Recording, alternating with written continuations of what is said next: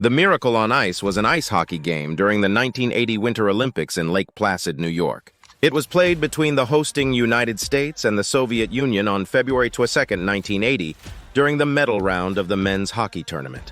Though the Soviet Union was a four-time defending gold medalist and heavily favored, the United States upset them and won 4-3.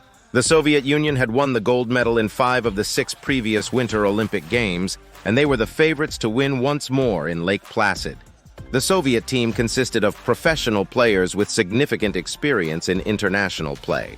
By contrast, the United States team, led by head coach Herb Brooks, was composed mostly of amateur players, with only 4 players with minimal minor league experience.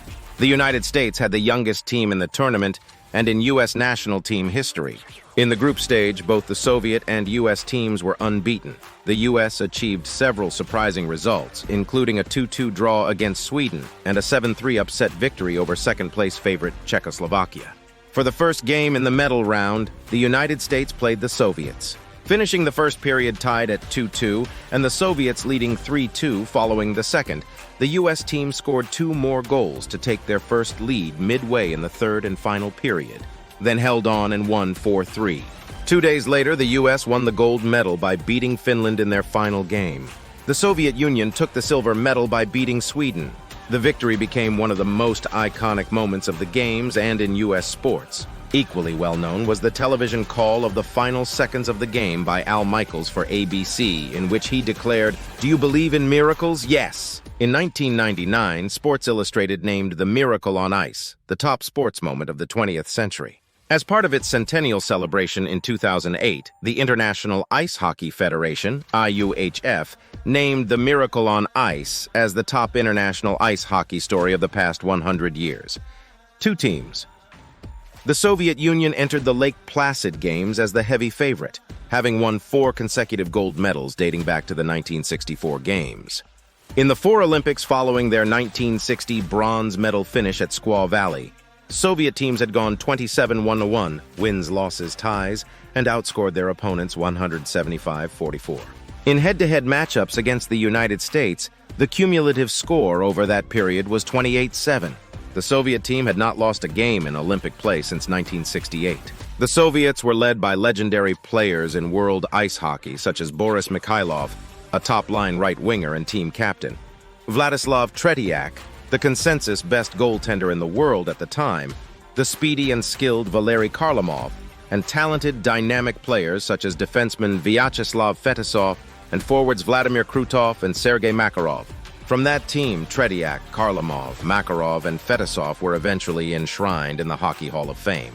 Many of the Soviet players had gained attention in the Summit Series 8 years before and, in contrast to the American players, were de facto professionals with long histories of international play, employed by industrial firms or military organizations for the sole purpose of playing hockey on their organization's team.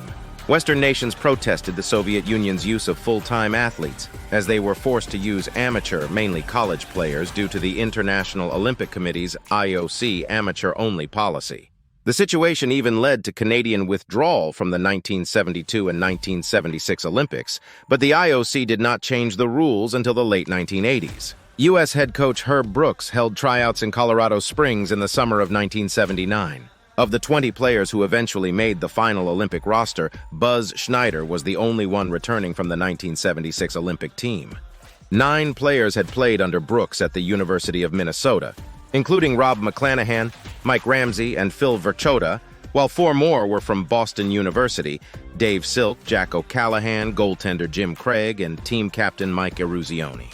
As Boston University and Minnesota were perennial rivals in college hockey, for instance, they had faced off in a bitter NCAA national semifinal in 1976, Brooks's selection process was a 300-question psychological test that would give him insight on how every player would react under stress.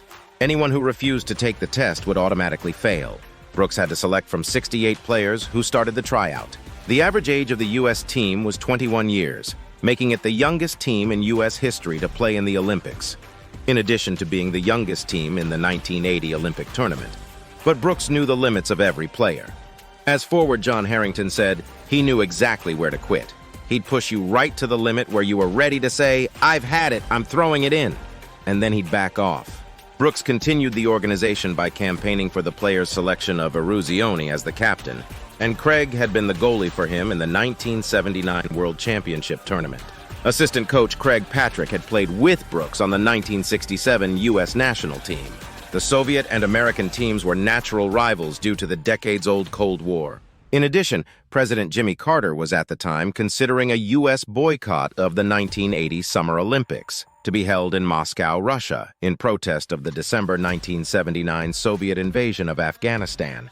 On February 9th, the same day the American and Soviet teams met in an exhibition game in New York City, U.S. Secretary of State Cyrus Vance denounced the impending Moscow Games at an IOC meeting. President Carter eventually decided in favor of the boycott. Please subscribe, and comment on the next video you want to see.